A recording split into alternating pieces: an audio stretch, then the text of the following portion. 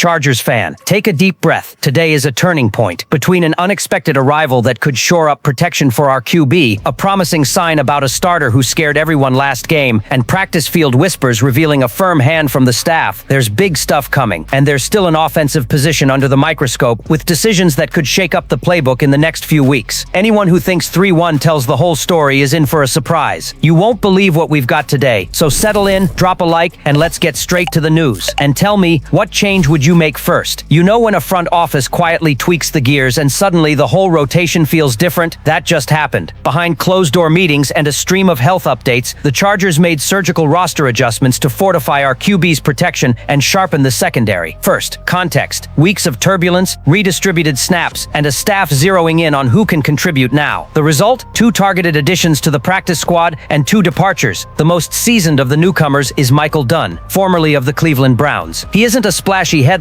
but he brings 9 NFL starts, experience with 5 franchises, and AAF/XFL mileage that honed his versatility. Dunn can play inside, kick out in a pinch, and he commands protection calls, vital when pieces are shuffling in the middle of a drive. This profile doesn't arrive to save the season, it arrives to prevent 3rd and 6 from turning into 3rd and 11 because of a protection bust. It's the kind of move that doesn't blow up your feed but changes the tiny detail that decides a series. The second name is a high-ceiling swing. Rookie corner Isos Waxter out of Villanova. He's 6'1" and about 209 pounds with good length and real college production. First-team All-CAA and an FCS All-America honorable mention. He steps in to fight for special teams reps right away and to be molded in zone match and press looks at practice. For a system that toggles between cover 3 and quarters variations, having a long athlete who's willing to hit helps shut down short windows and contest the sideline. This isn't about promising starting snaps tomorrow, it's about layering depth that can survive a 17-game marathon. To make room, there were good buys. Edge rusher Rashad Weaver and corner Miles Purchase were released from the practice squad. Weaver arrived as emergency insurance after Khalil Mack's injury, but Tuli Tuipulotu's ascension and pressure packages with creepers and simulated looks gave the staff confidence to trim the rotation. Purchase, an undrafted corner from Iowa State, leaves a solid impression for competitiveness, but the cue for dime snaps and the demand for immediate special teams impact carried weight. What does this mean on the field next week?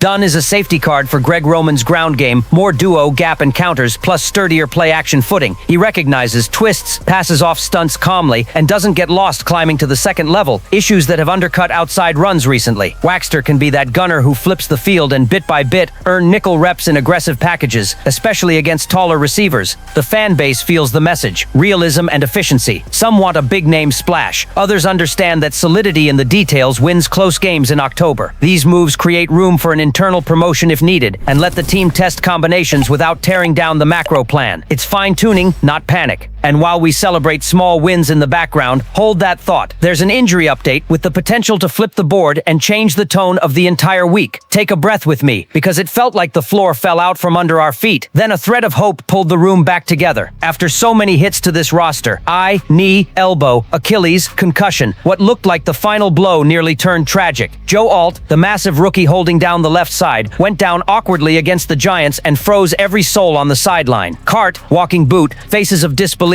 It felt like the season had fallen with him. And then Adam Schefter, a guy who doesn't speak lightly, dropped something that changed the mood.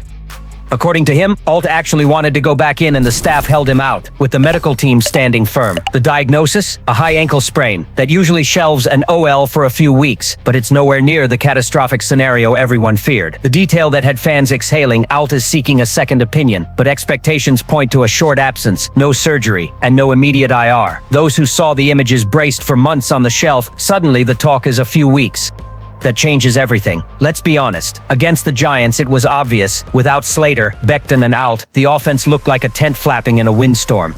Herbert pressured on nearly every dropback, runs stuffed before the line of scrimmage, a defense smelling blood. No surprise. The result was a 21-18 stumble that could have been avoided with intact protection. Roman will grind through creative tweaks, heavier sets, moving the pocket, even simplifying reads to compensate. But just knowing Alt isn't lost changes the energy in that locker room.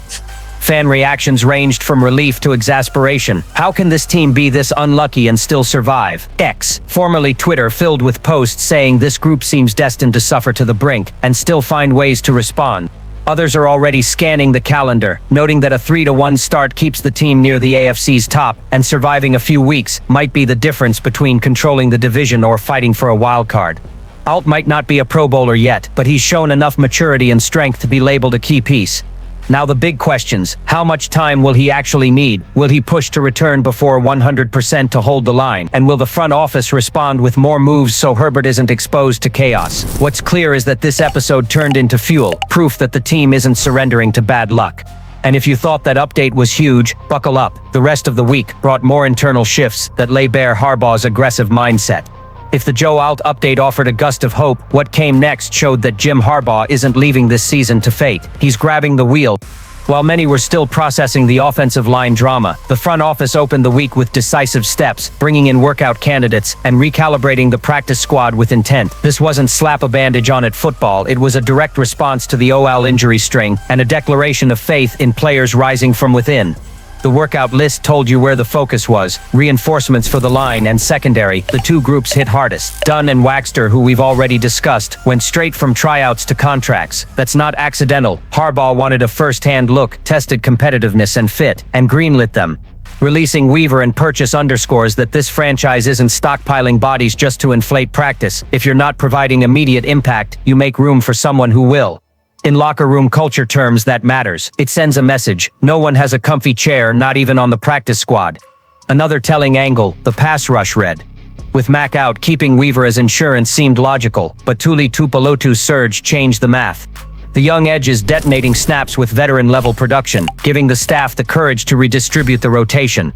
It's Harbaugh in subtext: I trust my young guys and won't cling to stopgaps unless they're true difference makers. That kind of decision lifts the kids' morale and keeps everyone on their toes. And Dunn isn't merely depth. He can be the bridge that helps Foster Sorrell step into a bigger role if Alt does land on IR. Sorrell knows the system, but needed a mentor to organize blitz comms and slide adjustments. Dunn brings that know-how. In other words, he's not just another body in practice, he's a force multiplier who can lift those already in the room.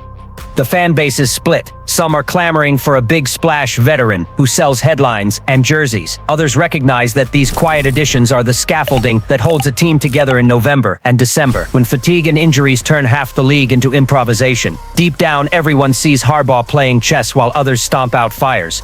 Taken together, these moves reveal a mindset: don't panic. Prepare the ground to stay competitive while stars heal. And if you found the front office's proactive stance surprising, hold on, because the next layer goes straight to the offense's pulse: tight ends production, or lack thereof, that could reshape Roman's call sheet.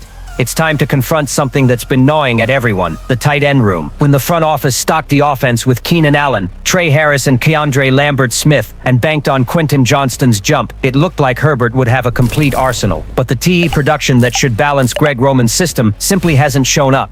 Tyler Conklin arrived as the underrated add, a steady hand coming off 4 straight seasons with at least 50 catches. In Los Angeles, the movie's different: just 3 receptions for 53 yards through 4 games, and worse, a crucial mistake against the Giants that ended in an interception. Plays like that erode trust from the QB and the coordinator. When the game tightens and you need a safe valve over the middle, the last thought you want is your QB thinking, I can't risk it there. Meanwhile, rookie Oronde Gadsden II is starting to claim space. Against the Giants, it was 30 snaps for him and only 12 for Conklin. That already signals the staff's direction. Bet on raw talent, unique size, and a growth runway. With Disley out, expect Gadsden to be tested in bigger packages, maybe even earning trust routes in the red zone. The message is clear: production rules, and if the veteran doesn't deliver, the rookie steps in. The issue is that instability in this group narrows Roman's playbook. Heavy sets, the stamp of this Chargers run game, become predictable.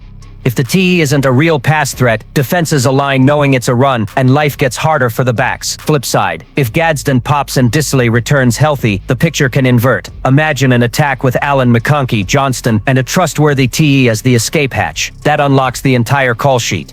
Fans are split.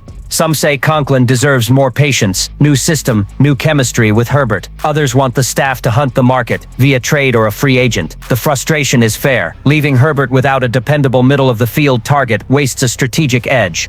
This is the kind of detail that decides tight games against direct rivals. And because we're talking Chargers, the margin for error is thin. A productive TE room can be the difference between a field goal drive and a game-winning touchdown. The looming question, does Harbaugh ride with internal development, or does the front office surprise everyone with a new piece? And here's the kicker. All these changes, injuries, reinforcements, and question marks in key spots are creating an unpredictable landscape. The team is 3-1, alive and competitive, but every week writes a new chapter in this saga. What's coming next could be even more electric. Fan, after an intense day, the message is clear. The Chargers are responding. Under the radar reinforcements for the line and secondary, a sharper culture on the practice squad, and massive relief with Joe Alt's outlook put the team back on track. Greg Roman is tweaking the plan, Harbaugh is demanding execution, and the rotation has fresh legs. One lever remains to pull, unlock the tight end room, patience with Conklin, a bet on Gadsden II, or a market move. At 3-1, every detail becomes a winning edge. Would you make a trade now or stay the course? Comment, like, subscribe, let's rock.